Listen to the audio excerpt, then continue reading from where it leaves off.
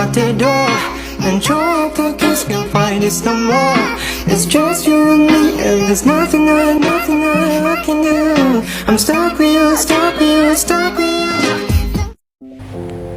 Assalamualaikum warahmatullahi wabarakatuh.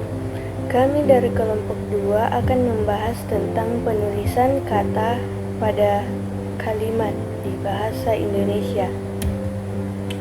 Adapun anggota dari kelompok 2 itu sendiri yaitu pertama Mutmainnah, kedua Nurfadillah, dan ketiga Indira. Adapun yang akan kami bahas pada kesempatan kali ini yakni yang pertama itu pendahuluan, yang kedua penggunaan kata dasar, yang ketiga penggunaan kata turunan, yang keempat penggunaan kata depan, yang kelima penggunaan partikel, yang keenam penggunaan singkatan, yang ketujuh penggunaan angka dan bilangan, dan yang kedelapan penggunaan kata ganti ku, kau, mu, dan ya, yang ke-9 penggunaan kata sandang si dan san, dan yang terakhir kesimpulan. Penulisan kata adalah aturan bagaimana menggabungkan huruf dan tanda baca untuk membentuk satuan bahasa yang bermakna, yaitu kata, sesuai dengan kaidah ejaan dan tata tulis suatu bahasa. Adapun bentuk dari penulisan kata yang terdapat di EYD 5 yaitu kata dasar, kata turunan, kata depan, partikel, singkatan, angka dan bilangan, kata ganti, dan kata sandang. Yang pertama itu penggunaan kata dasar. Pengertian dari kata dasar yaitu kata dasar adalah kata yang menjadi dasar bentuk kata yang lebih besar. Dalam bahasa Indonesia, jual adalah kata dasar dari jualan. Selanjutnya dapat menjadi bentuk dasar dari berjualan. Adapun ciri-ciri penggunaan kata dasar, yang pertama, kata dasar ditulis secara mandiri. Yang kedua, pembentuk kata turunan dengan imbuhan atau sisipan. Yang ketiga, pemberian imbuhan membuat perbedaan makna. Yang keempat, bisa berdiri tanpa imbuhan. Yang kedua, penggunaan kata turunan. Di penggunaan kata turunan terdapat kata imbuhan.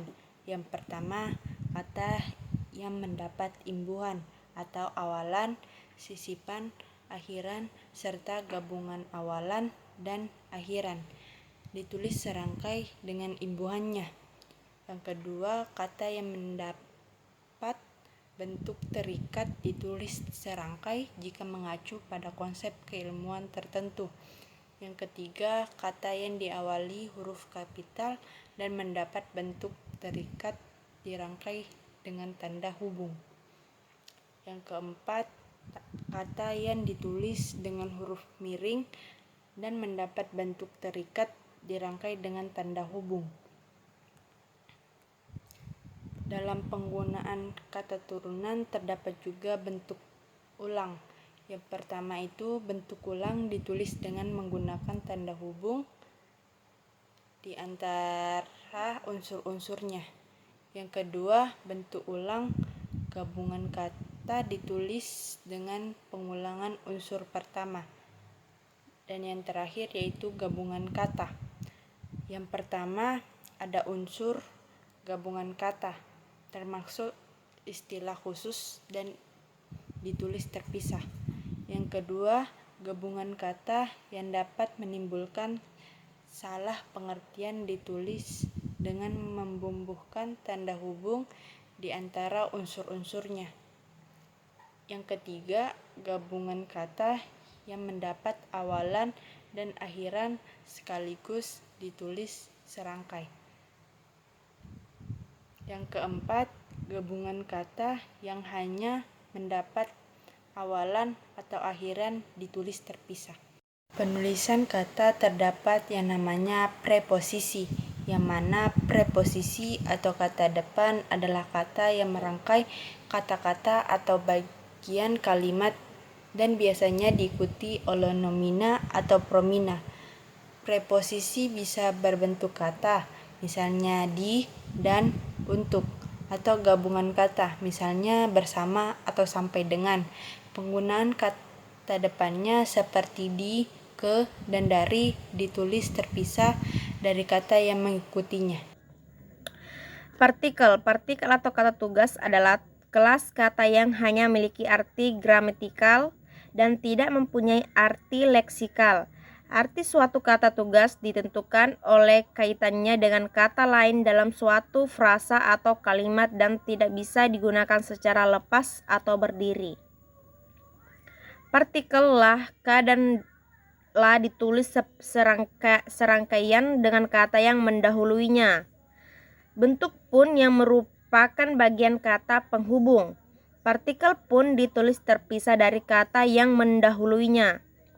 Partikel per yang berarti demi, tiap, mulai, atau melalui ditulis terpisah dari kata yang mengikutinya. Adapun contoh penggunaan kata singkat yaitu 1. Singkatan nama orang, gelar, sapaan, atau pangkat diikuti dengan tanda titik di setiap unsur singkatan itu. Misalnya A.H. Nasution, Abdul Haris Nasution. 2. Singkatan nama orang dalam bentuk inisial ditulis tanpa tanda titik, misalnya LS, Lilis Suryani Ningsi. Singkatan termasuk akronim yang terdiri atas huruf awal setiap kata ditulis dengan huruf kapital tanpa tanda titik, misalnya KTP, kartu tanda penduduk. 4. Singkatan satuan ukuran, takaran, dan timbangan, lambang, kimia, dan mata uang tidak diikuti tanda titik, misalnya KFA, kilo, volt, ampere. 5. Akronim nama diri yang berupa gabungan huruf dan suku kata atau gabungan suku kata dari deret kata ditulis dengan huruf awal kapital, misalnya Bunlok. Badan urusan logistik. 6. Akronim bukan nama diri yang berupa gabungan huruf dan suku kata atau gabungan suku kata dari deret kata ditulis dengan huruf non-kapital. Misalnya IPTEK, ilmu pengetahuan teknologi. Penggunaan angka dan bilangan. Yang pertama, angka Arab atau angka Romawi lazim digunakan sebagai lambang bilangan atau nomor. Yang kedua, bilangan dalam teks yang dapat dinyatakan dengan satu kata ditulis dengan huruf kecuali jika digunakan secara berurutan seperti dalam perincian. Misalnya kalimat mereka menonton drama itu sampai 3 kali. Yang ketiga, angka digunakan untuk menyatakan satu ukuran seperti ukuran panjang, berat, luas, isi, dan waktu. Serta B, nilai seperti nilai uang dan persentase. Misalnya 0,5 cm. Selanjutnya, penggunaan kata ganti ku, kau, mu, dan nya. Pada kata ganti ku dan kau ditulis serangkai dengan kata yang mengikutinya, sedangkan kata ganti ku, mu, dan nya ditulis serangkai dengan kata yang mendahulunya. Contohnya, rumah itu telah kujual. Yang kedua, kata ganti kau yang bukan bentuk terikat ditulis terpisah dengan kata yang lain.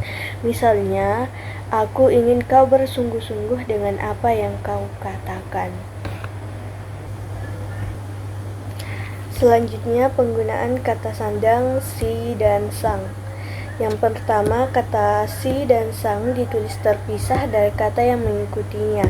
Misalnya, surat itu dikembalikan kepada si pengirim.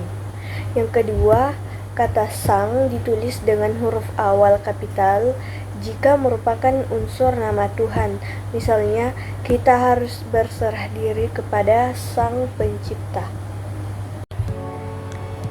Dan yang terakhir, kesimpulan. EYD edisi kelima merupakan sebuah pembaharuan yang mengikuti pedoman ejaan sebelumnya, yaitu Pedoman Umum Ejaan Bahasa Indonesia atau sering disebut dengan UEB. EYD edisi 5 adalah sebuah tonggak penting dalam perkembangan bahasa Indonesia yang berusaha untuk mempertahankan integritas dan kualitas bahasa dalam era modern. Ejaan juga memiliki fungsi penting sebagai bahasa lain ke bahasa Indonesia, penyaring bahasa lain ke bahasa Indonesia, sehingga dalam penulisannya tidak akan menghilangkan ejaan, akan membuat penulisan bahasa lebih teratur. Hal ini membuat pembaca lebih mudah dalam memahami informasi yang disampaikan dengan tertulis.